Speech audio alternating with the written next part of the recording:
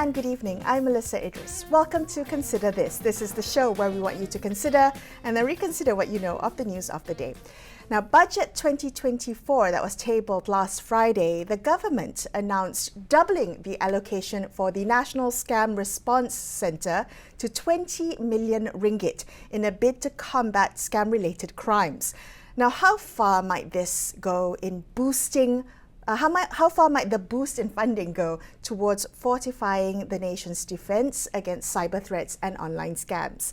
Joining me now is Siraj Jalil, President of the Malaysia Cyber Consumer Association, which is an NGO that advocates for the rights and interests of consumers in the online and digital space. Siraj, thank you for being on the show with me today. I wanted to ask you, in what ways do you see the increased budget allocation contributing to the fight against online scams in Malaysia? Okay, thank you, Melissa. First of all, we have to see the facts and figures regarding cyber threats. Globally, since 2017, until 2028, forecasts significantly increase year by year, and more significant since pandemic COVID-19.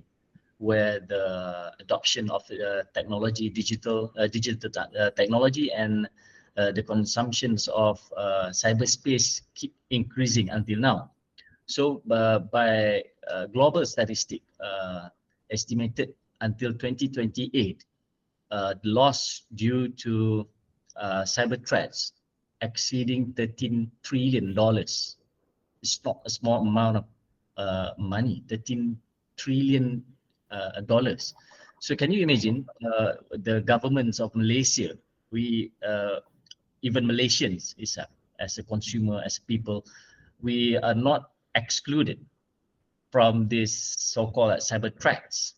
And when called it cyber threats, it's not just about scam, it's not just about hacking, it's not just about people manipulate information through cyberspace. It's overall. We call it the cyberspace itself. That's why from a cyber consumer perspective, we need the government to ensure the proper policy, not just now, but also forecast for the future to protect us in this beloved country, you know. So so from not just on policy, also from budget, let's say the 2024 budget, we can evaluate how serious the government wants to curb the issue from cyber threats. And we can see various of budget, for example, the allocation of 60 million ringgit towards 5G cyber safety in commendable. And then that's why we need to ensure that this investment truly benefits the consumer.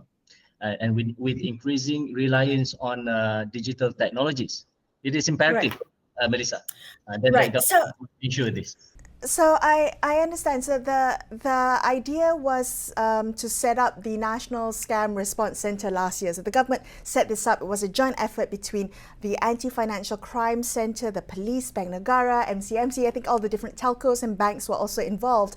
I'm just wondering, it's great to hear that this allocation will boost the fight against crime, but I'm wondering where the gaps are. How effective would you describe the current efforts of the NSRC, and where do you see gaps in the protection of consumers in the cyber arena? The biggest gap is education. The biggest gap is education for all the time. We've never been taught by proper cyber education. We don't have a teacher to teach us how to use internet. We don't even have a teacher to teach us how to create an email. I think back to my early times learning about internet. We have a cyber lab in every school last time, especially from Sekolah Berasrama Penuh. We call it cyber lab, MATTA cyber. So from there, we learn basically to create an email, but we never been teach how to protect us in the cyberspace. And this prolonged until now. You can see yourself around your circle.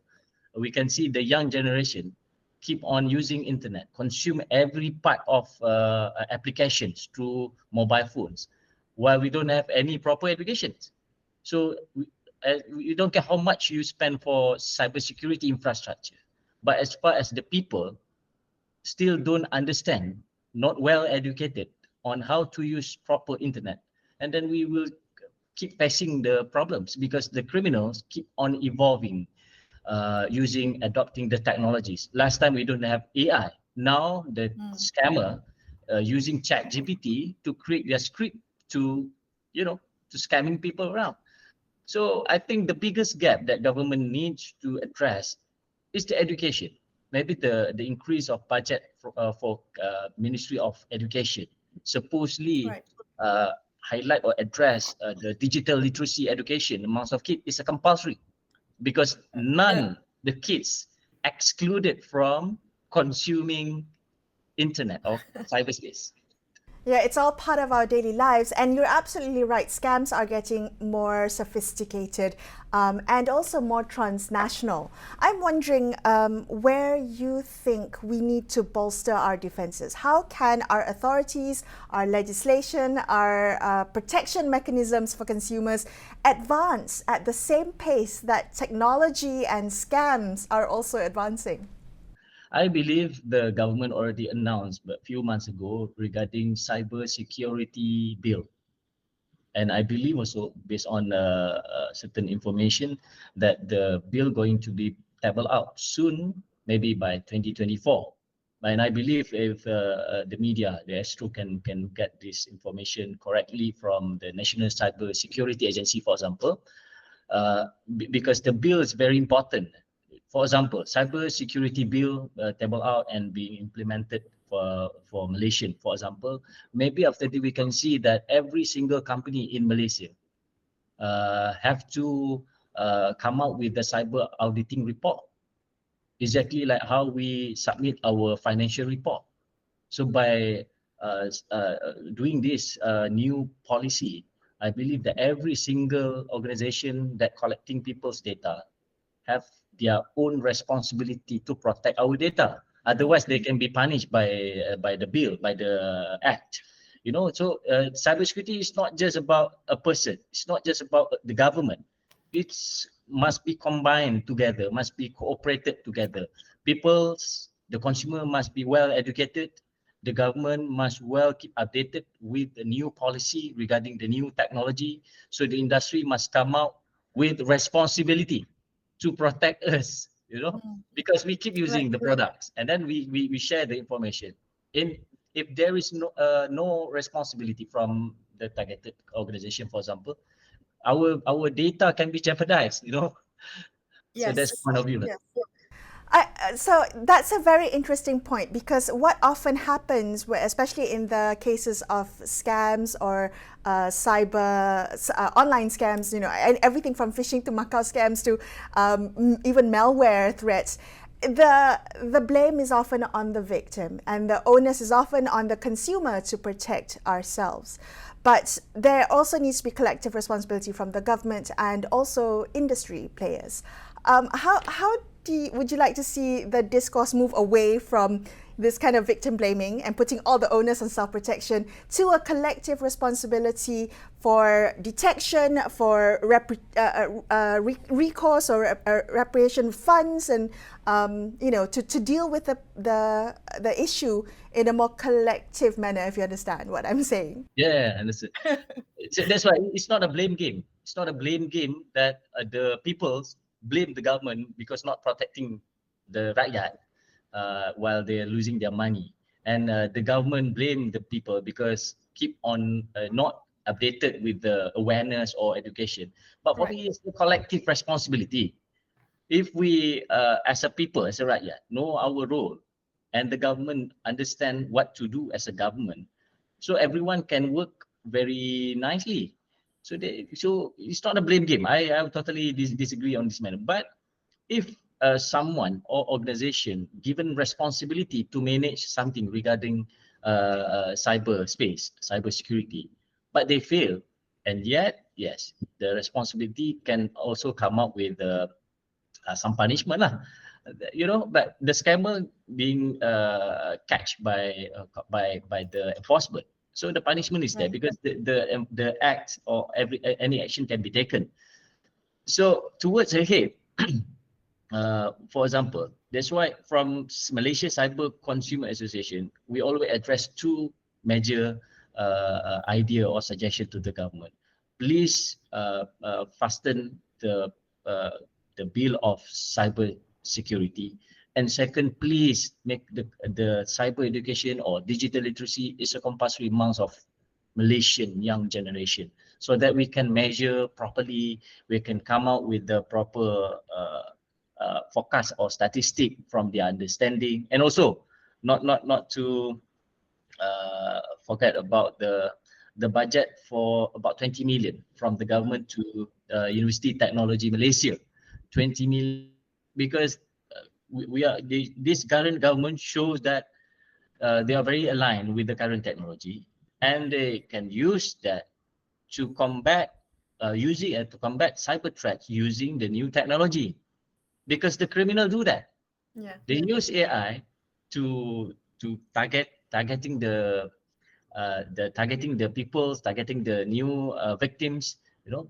But at the same time, if we have this kind of development from government by putting some budget to enhance our local talents, local technology, to curb, maybe can use also to curb this cybercrime issue. Siraj, thank you so much for speaking with me. That was Siraj Jalil from the Malaysia Cyber Consumer Association. We're going to take a quick break here on Consider This. We will be back with more of a look at the allocations under Budget 2024. Stay tuned. We'll be right back.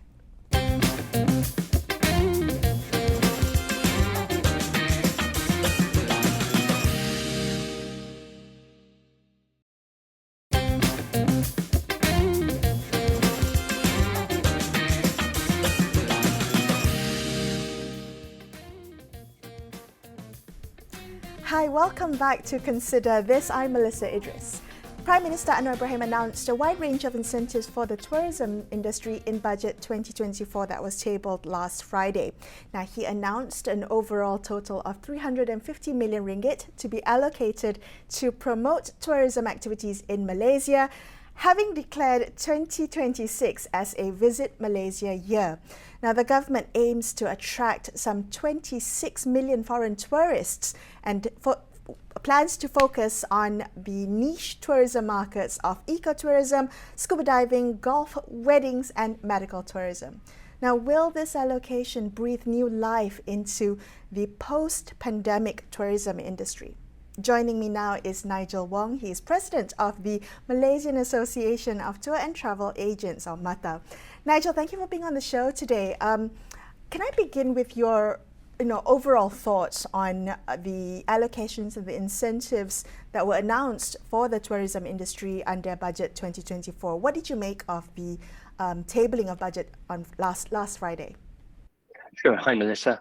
I think the budget, specifically the allocations for tourism, to us was a little bit more muted than what we expected. Nevertheless, there are some very interesting elements there. First and foremost, there seems to be a renewed interest in the arts and culture and heritage, which is definitely going to be a big plus for the industry, especially inbound tourism. So that's very, very welcome news. And of course, we did manage to get 100 million extra than we did from the last budget just for promotions alone. So I think in terms of the budget, that's what we really got out of this budget for the coming year. While there could have been more, this is what we have to work with. And the key thing now, I suppose, is to make the best of what we have. Okay, but before we get into making the best of the allocation, I'm curious to know how the industry is faring currently.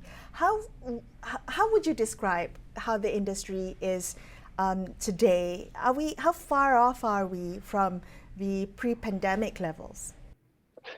Okay, so in terms of numbers, we're actually looking at about 19 million targeted inbound tourists. And this is what Tourism Malaysia has projected. And if their projections are on track, then it looks likely that we may meet our target this year. Nonetheless, in 2019, that number was about 26 million. So we're still far behind what we were pre-pandemic. In terms of the health of the industry, there are a lot of struggles. In the hospitality sector, we've got issues with manpower. So how then do you expect Visit Malaysia Year 2026 to affect tourist arrivals? You mentioned, is it in 2019, tourist arrivals were 26 million. And that's what the government is projecting for Visit Malaysia 2026. Is that realistic? How do you think that, having this campaign will boost or revive the current industry woes? Well, let's look back at history for a little bit, Melissa. Every time there's been a Visit Malaysia Year campaign, and it's probably not unique just to Malaysia, but other countries as well. These countries have always seen a spike in tourist arrivals, and that's because of the amount of preparation, the amount of promotional work that's gone into the campaign. And that's where we see an uptick in tourist numbers. So in 2026, we're of course very excited, and we can't wait for 2026 to come around because we do project an uptick in arrivals as well. And of course, all the inbound tourist operators are looking forward to that. And that being said, of course, the key here is not in whether there's going to be a Visit Malaysia in 2026, but whether enough preparation is going to go into that leading up to 2026 itself. What do you think needs to be done in the meantime, Nigel? What can we do to ensure that we're maximizing the potential of that boost that the country gets with a Visit Malaysia Year? Well, as I mentioned earlier on, the key is in preparation. And so that's why the industry was actually hoping for a larger promotional budget. But we still have another year to go, 2025, and God willing, we'll have a much bigger promotional budget in 2025. But what we need to do basically now is start the groundwork and preparing for 2026 to come around. We need to be smarter in the way we do our promotions. We need to look at reaching wider markets and newer high potential markets with the allocations that we already have now. And of course, the recent budget allocations for the maintenance and upgrade of cultural and heritage sites, that's going to go a long way in towards boosting the image of the country and its historical attractions. So these are some of the things that we can do now. I think apart from that, we've really got to start working on beefing up our manpower and our talent, tourism talent. And we're also going to have to look at gearing the economy towards more of a tourism-centered focus, if we are to truly see Visit Malaysia Year 2026 succeed. Right. So you mentioned prioritizing new, high potential, or tapping into new high potential markets. Now, I'm quite curious, when we think about Malaysia's promotion or branding as a tourist destination, what is it that Malaysia should capitalize on? What should our unique selling proposition be? The government mentioned a few areas, niche tourism areas like ecotourism and the like. But what about you? When you think about marketing Malaysia, what is our USP? What should our USP be? Well, I think in that sense, the government is not wrong. These niche experiences which they've listed are actually very, very, how should I put it? It's a very strong set of products that we have in Malaysia. What needs to be done, though, is not repeat the same messages that we have in the past, not show the same attractions that we've always shown in our videos and in our promotional campaigns. We need to find new attractions that are within these niche areas, find different angles on how to appeal to different markets, in order to get people interested. Now, for example, if we wanted to target the China market, the Chinese are very, very fond of sun, sea, and surf, right? And so a lot of our promotional efforts in China, a lot of it should be focused on projecting this image that Malaysia is a great place for a beach holiday. So we already have what it takes. We just need to highlight those attractions that are new and make sure the right target market sees them. Okay, and what about improving the process? So yes, having the pull factor to come to Malaysia, but what needs to be done to facilitate the ease of coming to visit? Well, that's the million-dollar question, Melissa. And basically what the government has done is now they've started to implement visa on arrival facilities for some of our key source markets like India and China. And this is a very, very important mechanism because we need to project Malaysia as a tourist-friendly destination. And by not restricting tourists, it immediately gives people that sign that Malaysia is welcoming you with open arms. Now, what we do want the government to consider, though, from time to time, to boost numbers especially, is perhaps to consider visa-free arrivals. Now, there's a distinct difference between the two. When you're on a visa-free arrival scheme, you basically can rock up to the country, stay for a certain number of days without the need to actually apply for a visa before or when you set foot in the country. And this is something that most Malaysians enjoy. Now, a point in case is Japan. There was a point in time where Japan made this facility available to Malaysians. And when they did, the numbers of Malaysians traveling to Japan just went through the roof. Right. So, okay. So that's one thing for the government to consider doing to maybe ease the visa process. What were you hoping to see to maybe boost the tourism industry in Budget 2024 that wasn't included? You mentioned that, yes, great initiatives, great incentives given, but what were you hoping to see but did not see, Nigel? Well, we've always espoused the importance of building a really strong domestic tourism economy. And what MATTA has been asking for many years actually was for special tax incentives or reliefs for corporates, companies, to organize their business events, meetings, incentive trips locally rather than go overseas. And to also provide these incentives to individuals who, instead of traveling overseas, would rather spend their money holidaying in Malaysia itself. Now, this is going to be extremely important when propping up a tourism economy, which we know now cannot rely on inbound tourism alone. Now, apart from that, we did ask for a larger allocation for promotions. We only got an extra 100 million, but we're hoping that in 2025, we're going to see much more come our way. Yeah. Nigel, thank you so much for speaking with me today. Nigel Wong, President of the Malaysian Association of Tour and Travel Agents. And that wraps up this episode of Consider This. I'm Melisa Idris, signing off for the evening. Thank you so much for watching and good night.